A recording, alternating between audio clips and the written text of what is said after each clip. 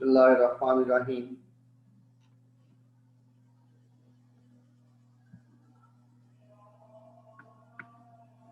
कल हमने बेंजीन की प्रेपरेशन कर ली थी।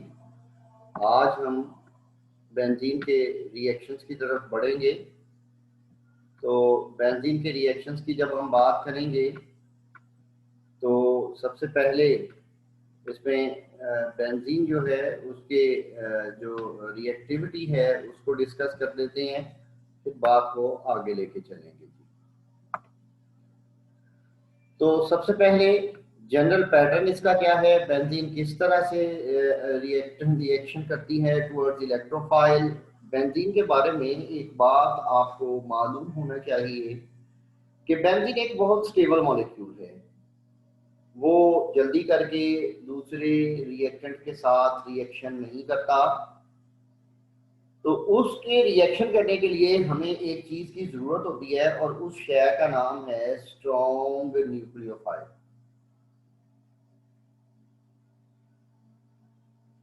ठीक है, तो आई एम सॉरी, मैं मिस्टेक कर गया। Not strong nucleophile, rather it is strong electrophile.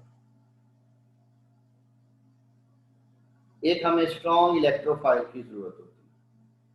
क्यों? क्योंकि जो बेंजीन का रिंग होता है कार्बन टू कार्बन, इसके अंदर ये जो डीलोकलाइज्ड इलेक्ट्रॉन्स होते हैं ये इतने स्टेबल होते हैं कि इनको अंदर से तोड़ना कोई आसान काम नहीं होता। तो कोई बड़ा ही स्ट्रॉन्ग इलेक्ट्रोफाइल हो, जैसे ये आप ई पॉजिटिव आप शो कर लें, इलेक्ट्रोफाइल मीन इलेक्ट्रॉन लविंग, तो इसके ऊपर बेंजीन जो है इसके अंदर से इलेक्ट्रॉन जो है वो अटैक कर सकते हैं। अदरवाइज बेंजीन जल्दी करके रिएक्शन नहीं करती। तो हमें सबसे पहले इस बात के ऊपर गौर करना है कि ये जो स्ट्रॉन्ग इलेक्ट्रोफाइल है इसको कैसे जनरेट किया जाए। ठीक है, तो जरा गौर फरमाइएगा। Highly stable delocalised electrons of the benzene are not readily available for nucleophilic attack. कहता है वो न्यूक्लियोफिलिक अटैक के लिए इतने रेडिली अवेलेबल नहीं होते। Therefore, the electrons of the benzene don't assist in attack of weak electrophiles. Weak electrophiles के ऊपर तो ये अटैक ही नहीं करते। इसका मतलब ये है कि हमें पावरफुल यानी स्ट्रॉन्ग इलेक्ट्रोफाइल चाहिए, जैसे ये मैंने आपके सामने बनाया, ताकि वो जो continuous sheet of electron cloud है बेंजीन का उसको तोड़ सके, उसके अंदर पेनिट्रेट कर सके। ये सिर्फ इसके ऊपर अटैक कर सकता है बशर्ते कि ये जो इलेक्ट्रोफाइल है ये क्या है, ये स्ट्रॉन्ग। तो substitution of hydrogen in benzene जो है उसके लिए भी हमें स्ट्रॉन्ग इलेक्ट्रोफाइल की जरूरत पेश आती है। वो स्ट्रॉन्ग इलेक्ट्रोफाइल बेटे किस तरह से, जरा मुझे फरमाइएगा। ये आपके सामने उन्होंने रिएक्शन जो है वो डिस्कस किया हुआ है, वो अभी हम देखते हैं। ये देखिए, ये रिएक्शन क्या है। ये रिएक्शन कुछ इस तरह से है। मुझे पहले रिएक्शन लिख लेने दें ताकि आपको ये समझ आए कि ये किसकी बात हो रही है। This is benzene. हम इसके साथ कोई भी हैलोजन रिएक्शन जब करवाते हैं तो ये रिएक्शन हम करवाते हैं FeX3 की मौजूदगी में। तो बेटा हमारे पास ये बन जाएगा, ये बेंजीन, ये इसके साथ X लगा हुआ प्लस HX।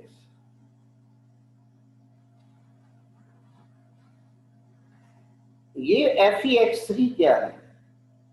ये बेसिकली यहाँ पे कैटलिस्ट का काम कर रहा है। कैटलिस्ट का काम क्या होता है? आप माशाल्लाह इस बात को समझते हैं। कैटलिस्ट का काम होता है किसी भी रिएक्शन के रेट को तेज करना। पुराने वक्तों में हम ये कहते थे कि ये जो कैटलिस्ट है ये रिएक्शन में हिस्सा लिए बिना रिएक्शन के रेट को तेज कर देता है। मॉडर्न केमिस्ट्री में हम इसके बारे में कुछ इस तरह से बात करते हैं कि कैटलिस्ट किसी भी रिएक्शन में हिस्सा लेता है और at the end of the reaction वो अनचेंज केमिकली बरामद हो जाता है। यानी वो रिएक्शन में हिस्सा तो लेता है लेकिन at the end of the reaction वो केमिकली अनचेंज बाहर आ जाता है। तो ऐसे जो है शय उसको हम कैटलिस्ट का नाम देते हैं। तो बेटा जरा तवज्जो फरमाइएगा, एक्चुअली अगर हमारे पास FeX3 ना भी अवेलेबल हो तो हम आयरन डाल दें रिएक्शन मीडियम में, तो वो हाइड्रोजन के साथ रिएक्शन करके ये हमारा कैटलिस्ट पहले बना देता है। तो बेसिकली हमारा कैटलिस्ट FeX3 है। तो FeX3 अगर अवेलेबल ना हो तो आप आयरन डाल दें तो आयरन खुद ही हाइड्रोजन के साथ मिलकर ये बना देता है। ये हमारा कैटलिस्ट आ गया। ये कैटलिस्ट क्या करता है, काबिल और बात की है कि ये FeX3 हाइड्रोजन के साथ रिएक्शन करता है और क्या बना देता है FeX4 और इसके ऊपर होता है charge negative plus X positive. What is this? X के ऊपर पॉजिटिव चार्ज आ गया। This has become a strong electrophile.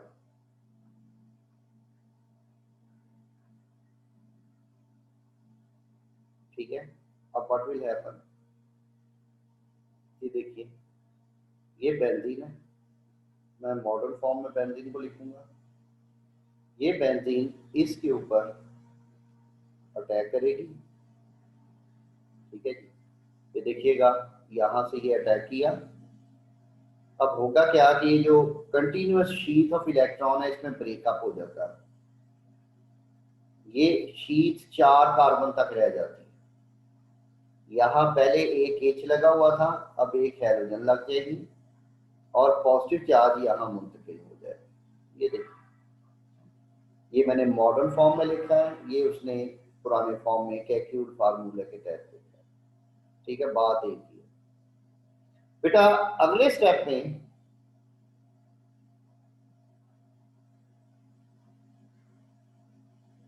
ये ब्रोकन डीलोकलाइज सिस्टम जो है, एक H लगा हुआ है, एक इधर X लगा हुआ है, यहाँ पॉजिटिव चार्ज है। ये जो FeX4 नेगेटिव था ये इसके ऊपर अटैक कर देता है। ये वाली शय, ठीक है, ये बेस का काम करती है। ये यहाँ से H पॉजिटिव निकालेगी, H पॉजिटिव रिमूव कर देगी तो ये पेयर अंदर शिफ्ट हो जाएगा। ये आप देख रहे हैं, ये यहाँ पे ये नेगेटिव है, इसने यहाँ से H पॉजिटिव निकाला, ये पेयर अंदर शिफ्ट हो गया। जब ये पेयर अंदर शिफ्ट हो जाएगा तो हम इसको कैसे लिखते हैं, वो जो पेयर लॉस हुआ था डीलोकलाइज सिस्टम में, जो 4 तक महदूद हो गया था, अब वो दोबारा 6 तक आ जाएगा। ये देखिए डीलोकलाइज सिस्टम फैल गया। यहाँ X plus HX plus FeX3। What is FeX3? FeX3 जो है ये बेसिकली हमारा कैटलिस्ट था जो कि at the end of the reaction वो केमिकली अनचेंज जो है वो रिकवर हो गया।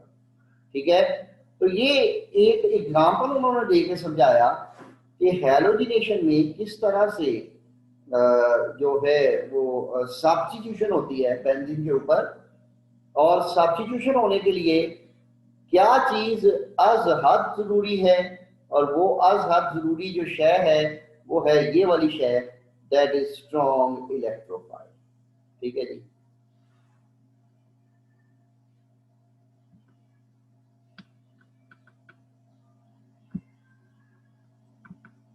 जी बेटा बेटा। अब यहाँ पे उन्होंने उस रिएक्शन को जनरलाइज कर, जनरलाइज किस तरह से किया, वही रिएक्शन है। ठीक है, हम अब क्या कर रहे हैं, एक फर्जी इलेक्ट्रोफाइल ई पॉजिटिव ले लिया। ये कैकूल के फार्मूले के तहत लिखा गया है। पहले हमने X पॉजिटिव लिया, अब हम X पॉजिटिव की बजाय सिंपली जो है वो E पॉजिटिव ले रहे हैं। ये देखिए ये modern benzene, this is E positive, that is a strong electrophile. ठीक है, ये बेसिकली स्ट्रॉन्ग इलेक्ट्रोफाइल है। यहां से इलेक्ट्रॉन पेयर इसके ऊपर अटैक करेगा। जब ये अटैक करेगा इलेक्ट्रॉन का पेयर अटैक करेगा तो टोटल कार्बन 6 थे, तो वो जो डी लोकलाइज सिस्टम है, पेयर जब निकल गया तो वो 4 तक महदूद हो जाएगा, 1 2 3 4 तक। यहाँ H पहले लगा होता है, साथ में E भी लग गया और पॉजिटिव चार्ज आपका यहाँ आ गया, ये देखिए। ठीक है जी। अब अगले स्टेप में क्या होएगा, ये देखिए, ये H, ये E, ये पॉजिटिव चार्ज, और ये एक बेस। बेस का काम क्या होता है, बेस का काम होता है दूसरों से H पॉजिटिव निकालना। ये यहाँ से H पॉजिटिव निकाल लेगी, ये देखिए, ये बेस यहाँ से H पॉजिटिव निकाल लेगी, और ये पेयर अंदर शिफ्ट हो जाए। यहाँ पे ये पेयर देखें अंदर शिफ्ट हो रहा है, यहाँ पॉजिटिव चार्ज था तो इसने मेंशन नहीं किया, और प्रोडक्ट हमारे पास ये देखिए क्या बन जाएगी। अब वो डीलोकलाइज सिस्टम हमारे पास रिस्टोर हो गया। ये बेटा जी इलेक्ट्रोफाइल लग गया, प्लस H बेस लेके हो गई। ठीक है जी। मैं बात को थोड़ा सा आगे बढ़ाता हूँ। हमारे पास जब कभी बोर्ड में शॉर्ट क्वेश्चन आए कि give general mechanism of electrophilic substitution, मैं यहाँ पे लिख रहा हूँ general mechanism of electrophilic substitution,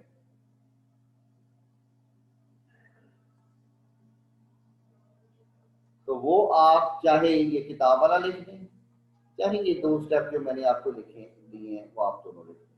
ठीक है, ये शॉर्ट क्वेश्चन के तौर पे आता है, general mechanism of substitution of benzene.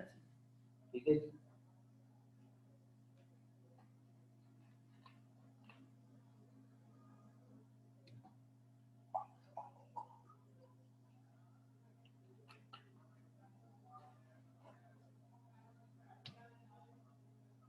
जी जनाब। हमारे पास आगे आ रहे हैं जो इसके इलेक्ट्रोफिलिक सब्स्टिट्यूशन रिएक्शंस हैं बेंजीन के, उनकी तरफ हम बढ़ते हैं। सबसे पहला रिएक्शन है हैलोजिनेशन। ये देखिए, अभी हमने उसका मैकेनिज्म पहले कर लिया, हमने X2 के लिहाज से किया। अब वही रिएक्शन वो बोरोमीन और क्लोरीन की मौजूदगी में करवा रहा है। यहाँ पे बोरोमीन के साथ कैटलिस्ट FeBr3 उसने लिया है। ये देखिए, ये हमारा कैटलिस्ट है, तो आप इस Fe भी ले सकते हैं। एक मिनट की चैट में अपने अपने बेटे रोल नंबर और नाम दे दें जी। तो ये देखिए, ये बेंजीन है प्लस हैलोजन, तो हमने पहले ये रिएक्शन ऑलरेडी कर लिया हुआ है। और इसी तरह से यहाँ पे आयरन भी लिया जा सकता है, ठीक है जी, एज ए कैटलिस्ट, तो FeCl3। तो हमने अभी जो रिएक्शन किया था, हमने बेंजीन के साथ X2 लिया था, यानी हमने ये बेंजीन ली थी और प्लस हमने X2 लिया था, और कैटलिस्ट में हमने लिखा था FeX3। ठीक है जी, ये हमारा कैटलिस्ट था, और फिर हमने प्रोडक्ट बनाई थी, बेंजीन के ऊपर X लगा दिया था। ठीक है, तो ये ब्रोमो लगा दिया, ये क्लोरो लगा दिया, बात एक ही है जी बेटा जी।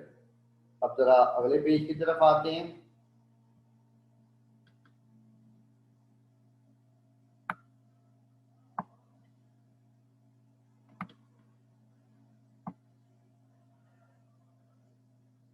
ये देखिए, ये मैकेनिज्म आ गया।